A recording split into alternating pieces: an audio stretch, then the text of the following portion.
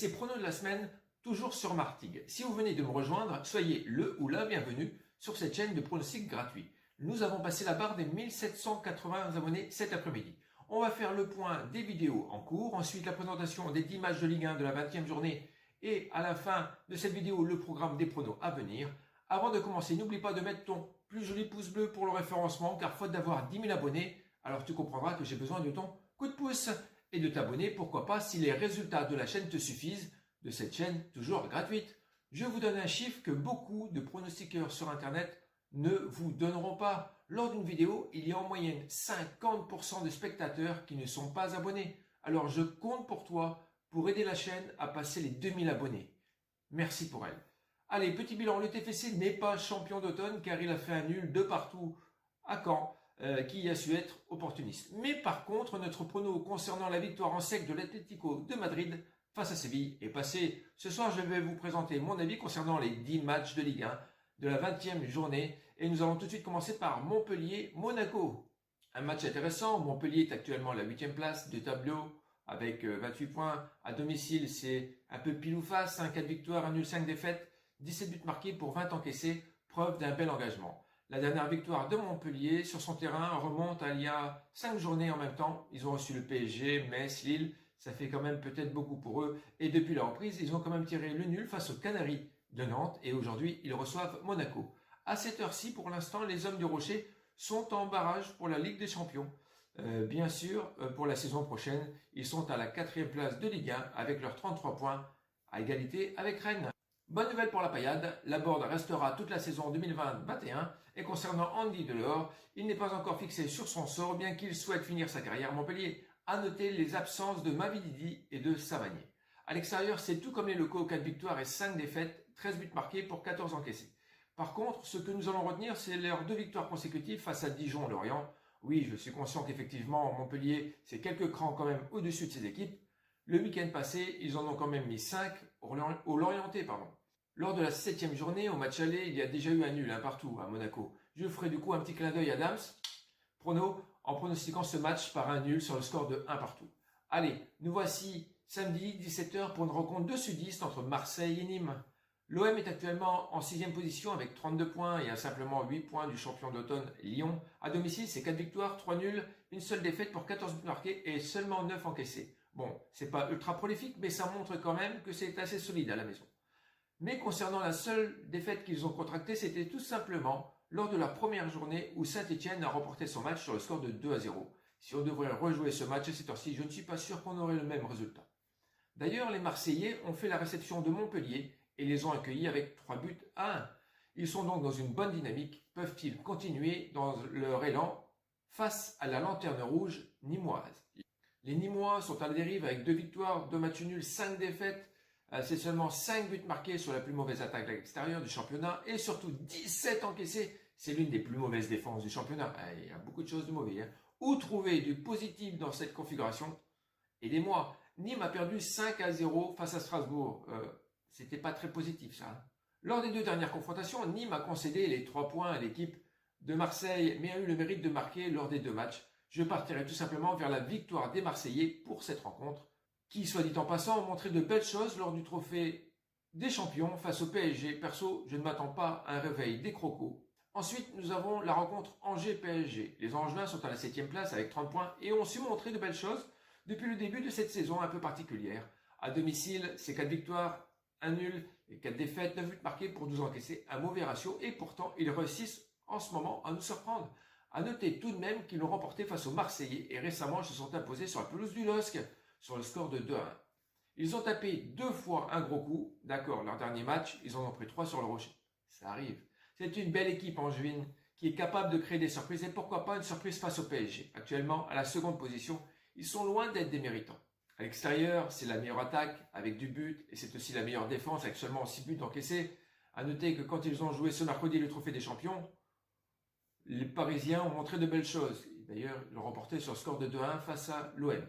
Allez, je vais faire court. C'est vrai, les Parigots ont bien l'air plus costauds que les Angevins, mais le SCO d'Angers nous ont fait voir de belles choses récemment, et surtout face à cette vilaine cote de 8. Au moment où je fais cette vidéo, je me dis que ça pourrait être un putain de bon coup, quoi. Alors, victoire d'Angers sur le score de 2-1. La première rencontre du dimanche à l'heure de l'apéro, c'est un derby breton. Brest est à la 11e position qui reçoit l'équipe rennaise à 7 points devant eux à la 5e position du tableau. Brest à la maison, ça se défend pas mal avec 6 victoires, 1 nul, 2 défaites, 19 buts marqués et 14 encaissés. Ils font partie des top 5 des meilleures équipes à domicile. Eux aussi ont réussi à créer l'exploit en l'emportant face à Lille et récemment ils viennent de l'emporter face aux Niçois sur le score de 2-0. A noter l'arrivée de Lucas qui a été prêté par Lyon jusqu'à la fin de la saison. En face, les Rennais qui restent invaincus depuis 6 journées et lors de ces 6 journées, ils ont eu 3 clean sheets face à Nantes, Lorient et Nice. Et tous ces matchs étaient à l'extérieur. Lorsque nous regardons le résultat en dehors de leur base, c'est quand même 4 victoires, 4 nuls et une petite défaite, 14 buts marqués pour 8 encaissés. Franchement, le ratio est positif. J'achète. Dans leur vestiaire, cela s'anime. Nzonzi ne sait pas s'il va rester. On peut noter également le départ de Rutter. Ce type de situation n'est pas anodin sur le terrain. Le groupe qui a été créé depuis 2-3 ans déjà a réalisé des progrès remarquables, même s'ils ont été lamentables en Ligue des Champions. Que va-t-il se passer? Ils vont jouer les matchs les uns après les autres sans réel objectif, excepté pouvoir se qualifier pour la Ligue des Champions, ce qui serait déjà pas mal pour la saison suivante. Notez, si je ne me trompe pas, le départ de Kamavinga pour cet été. Si vous avez des infos, n'hésitez pas, je suis preneur. Allez, si vous êtes breton, j'espère que vous laisserez des commentaires sur ce sujet, car ça m'intéresse. Allez, perso, pour cette rencontre, j'ai bien du mal à me décider, mais comme il faut jouer le jeu, je vais faire un partage des points sur le score de 1 partout. On aurait pu dire du save, du double chance, mais c'est pas le type de prono que propose cette chaîne. Allez, on va débrayer sur la rencontre du bas de tableau entre Lorient et Dijon, c'est tout simplement le 19e contre le 18e. Est-ce qu'une des deux équipes repartira avec les 3 points? Lorient à la maison, c'est 2 victoires, 1 nul, 6 défaites, avec un ratio de moins de 1,5. Les Dijonais à l'extérieur, c'est 2 victoires, 3 nuls, 4 défaites pour le même ratio. Lorsque l'on regarde les 5 derniers matchs à la maison des Lorientais, ils ont perdu à 4 reprises face à Nantes, Montpellier, Rennes et Monaco. Ils l'ont simplement remporté face à Nîmes. Les Dijonais restent à ce jour sur une belle dynamique. À l'extérieur, ils sont invaincus depuis 5 rencontres. Lorsqu'on voit les résultats tristes de l'équipe de Lorient, on peut dire qu'il y a moyen de faire quelque chose. On partira sur la victoire de Dijon sur le score de 1-0. Nous arrivons à la 6e rencontre de cette journée. Les Canaries reçoivent les 100 et or. Pour traduire, Nantes reçoit l'équipe de Lens. Nantes est à la limite de la relégation et sont actuellement à la 17e place du tableau avec 17 points. Raymond Domenech a hérité d'une équipe nantaise à la l'agonie pour 6 mois. A noter tout de même que depuis son arrivée, c'est quand même 2 matchs nuls. Nantes à la Beaujoire, c'est 2 victoires, 5 nuls de défaite, 10 buts marqués pour 14 encaissés. Ludovic Blas ne demande qu'à marquer, mais pour marquer, il lui faut des passes. Et ils ont du mal à se trouver pour faire des passes décisives, les Nantais. Comme je l'ai dit un peu plus tôt, les 2 nuls consécutifs face à Rennes chez eux et à Montpellier là-bas, c'est peut-être rassurant. Face à eux, les gars du 6-2, les 100 et or, actuellement à la 9e place du tableau, à l'extérieur, ils se cherchent. Avec 4 victoires, 1 nul, 4 défaites, presque autant de buts marqués que d'encaissés. Les Lensois restent quand même sur 2 défaites consécutives en déplacement, face à Metz et face à Lyon, en se défendant bien sur le score de 3-2. Lorsque l'on regarde les dernières confrontations entre ces deux protagonistes, il faudrait remonter en 2014 pour leur dernière confrontation. Et vous savez qu'il ne faut pas en prendre compte, c'est trop loin ça. Beaucoup de choses ont évolué, donc ça ne sert à rien d'aller chercher très loin l'historique entre ces deux équipes. Nantes commence à attraper des couleurs, dites-moi pas que vous avez pensé à la couleur jaune. Une équipe lensoise un peu décevante. Je préfère quand même donner l'avantage aux visiteurs, car pour moi ils ont un effectif offensif plus efficace, avec Kalimwengo, Kalago, Sokota, Kakuta. Ils ont une belle force de frappe. Franchement, avec un score de 2-0 en leur faveur, c'est possible. Maintenant, une rencontre de milieu de tableau entre les Niçois qui reçoivent les Girondins de Bordeaux. Nice est 13e et 2 victoires, 2 nuls, 5 défaites avec un ratio de moins de 2. Cela fait déjà 6 journées qu'ils ne gagnent plus à l'Alliance Rivera. L'attaquant Woury a marqué à 6 reprises et donné 3 passes décisives. À part ça, je n'ai pas grand-chose à rajouter. Les Bordelais, quant à eux, vont mieux depuis le retour de la trêve. Ils sont 10e au tableau et à l'extérieur, c'est pas l'extase, avec 3 victoires, 2 nuls, 4 défaites, 10 buts marqués et 13 encaissés. Le résultat est plus stable et plus correct, je vais dire, face aux équipes de milieu de tableau. Il reste sur un nul face à Metz et Ourdin est le phare dans la nuit. Surprenant, me diriez-vous, lorsque nous regardons les 5 dernières confrontations, il y a quand même eu 4 victoires des locaux. Est-ce que Nice serait la bête noire de Bordeaux? J'ai bien peur pour cette rencontre que ces deux équipes ne puissent se départager. Je partirai sur un match nul sur le score de 0-0. Ensuite, nous partirons chez mes voisins, nous partirons en Alsace où l'équipe de Strasbourg aura la visite de Saint-Étienne. Le 15e reçoit le 16e à domicile. Les Strasbourgeois ont un bilan contrasté, 2 victoires, 2 nuls, 5 défaites pour 11 buts marqués et 14 encaissés. Par contre, ils restent sur une belle victoire face à Lens le week-end passé où ils se sont imposés sur le score de 1-0. De l'autre côté, les Verts ont quasiment le même bilan que leur adversaire du jour, mais eux restent sur une défaite le week-end passé lors de leur déplacement à Reims. Ils ont été défaits sur le score de 3-1. Paraîtrait-il que la stabilité n'est pas encore OK dans les vestiaires. Pour se décider un peu plus pour l'issue de ce match, si l'on regarde les 3 dernières confrontations, c'est une victoire pour Strasbourg, une victoire pour Saint-Étienne et un nul. Allez, on va se décider à partir sur la victoire de Strasbourg sur le score de 2-1.